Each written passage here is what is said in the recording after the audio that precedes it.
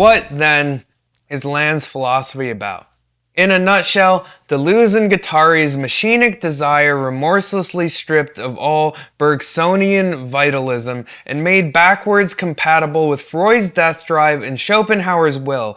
The Hegelian Marxist motor of history is then transplanted into the pulsional nihilism, the idiotic automatic will, no longer circulating on the spot but upgraded into a drive and guided by a quasi-teleological artificial intelligence, a tractor that draws terrestrial history over a series of intensive thresholds that have no eschatological point of consummation and then reach empirical termination only contingently if and when its material substrate burns out. This is Hegelian Marxist historical materialism. Inverted capital will not be ultimately unmasked as exploited labor power. Rather, humans are the meat puppets of capital. Their identities and self-understandings are simulations that can and will be ultimately be sloughed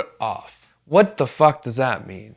It's basically if you took Deleuze and Guattari's machinic desire, you remorselessly stripped it of Bergsonian vitalism. What's Bergsonian vitalism? I have no fucking idea. I know what most of these references are. I have no fucking idea what Bergsonian vitalism is. All right, okay, that's like I got it. Okay.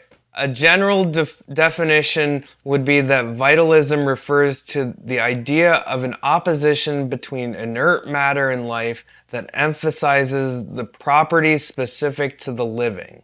Okay. So basically what all this is it's just saying that Nick Land doesn't like anthropocentrism.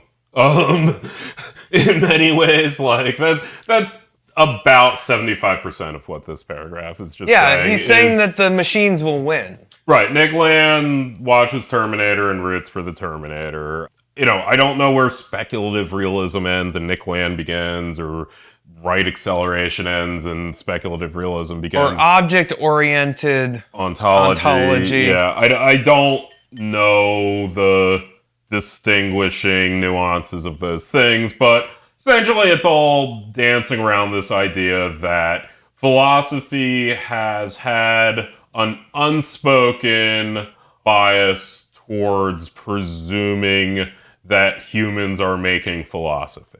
And what if you assume the opposite was true? And Nick Land more or less comes at it from this angle that to presume the future has anything to do with humanity is folly. Human beings are a temporary and contingent factor, and that these various systems that are existing, whether or not humans created it, I don't know exactly where he lands on that, but where Nick lands on that. Yes.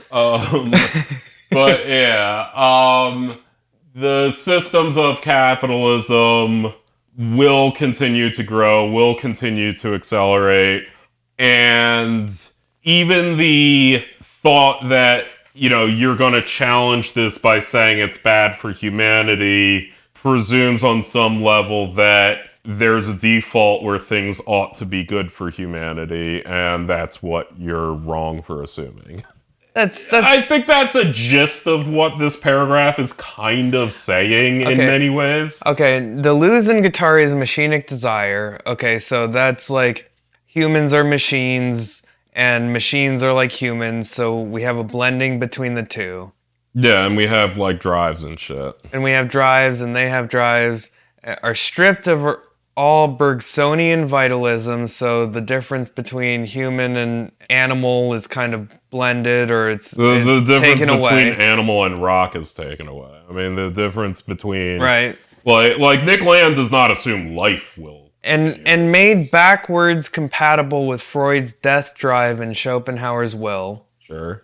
So Schopenhauer's will is that like we're all driven towards the end of death, right? And so yeah, it's kind of fundamental. It's very fundamental, like where it's like there's a pessimism. Well, I mean, like where it's not just a human being desires its own destruction, but like the sun exists and the sun will eventually explode. All of existence is moving inexorably towards non-existence. And so this is backwards compatible with Freud's death drive, which is a human ontology's being driven towards death with every action that they do, because that's Right. constantly going forward, right? Yeah, you have a bunch of desire, and we need to remember that this desire is not necessarily human.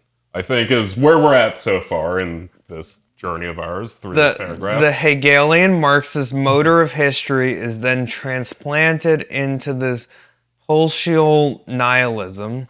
You're right. Okay, so then you have the Hegelian Marxist is the dialectic and the historical dialectic. Right. I mean, it's historical materialism and dialectic materialism. It's Marxism. It's just Marxism. We can just say Is the Marxism. motor of history, right, that is transplanted into this Schopenhauer Freud death drive. So right. that's saying, our motor of history is now towards non-existence. Right.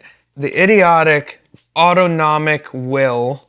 So this is also what I was saying about the will. Is that Schopenhauer's will? Yes, and this is what I'm saying. The idiotic. It could also be Nietzsche's will. The idioticness is also very much that like notion that it's more primal than even a human desire, but it's a rock desires to fall down and break. Like grab like literally matter moves towards its own annihilation. Existence itself, and we are a part of it, and therefore this also applies to us. But like existence itself, a river has a will to flow into the ocean. Existence has a will to not exist.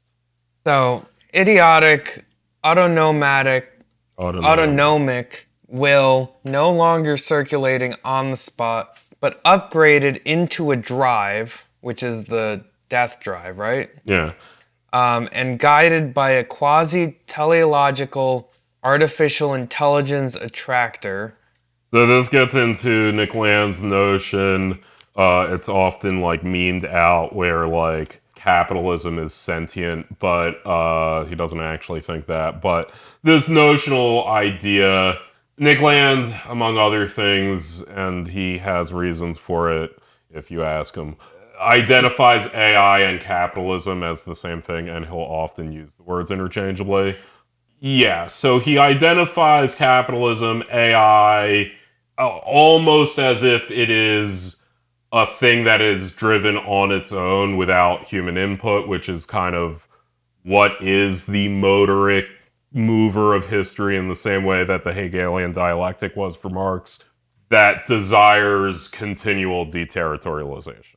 That draws terrestrial history over a series of intensive thresholds that have no eschatological point of consummation, that reach empirical termination only contingently if and when its material substrate burns out. Yeah, so essentially capitalism will continue until the entire universe explodes. And even then, that might also be a kind of capitalism, according to Nick Land. I have no idea.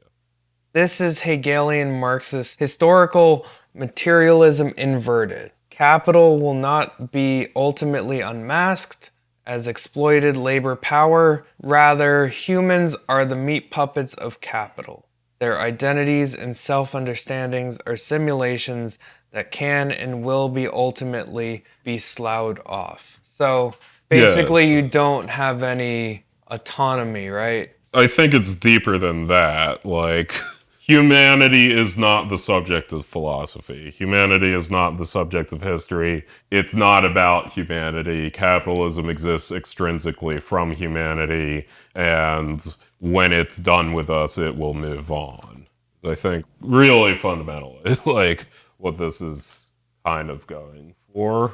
And I think we're going to take a break, but in this break, we're going to play a song that quotes the next part of this essay. It's called Nick Land, meltdown. I'll be back.